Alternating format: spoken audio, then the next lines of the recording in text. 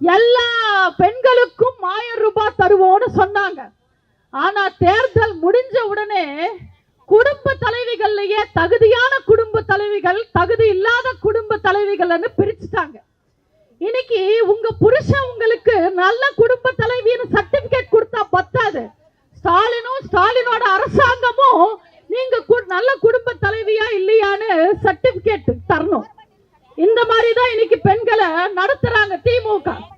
நீங்க பாத்தீங்கன்னா பெண்களுக்கு எதிராக ஏதாவது ஒரு குற்றம் நடந்தா, பெண்களுக்கு அநியாயம் நடந்தா அது செய்தியா வரக்கூடாதுன்னு உடனே செய்தியை திருப்புறதுக்கு ஏதாவது ஒரு போலி போராட்டத்தை நடத்துவாங்க திமுக. சமீபத்தில் அண்ணா யூனிவர்சிட்டியில ஒரு பிரச்சனை நடந்தப்போ இந்த திமுக அரசாங்கமே அசிங்கப்பட்டு போச்சு. அவங்களோட கையாலாகாத தனத்தை மறைக்க உடனே திடீர்னு ஹிந்தி எதிர்ப்பு போராட்டம்னு கிளம்பிட்டாங்க. நாங்க ஹிந்தியை ஒழிப்புவோம்னு ஸ்டாலின் பேச ஆரம்பிச்சிட்டாரு.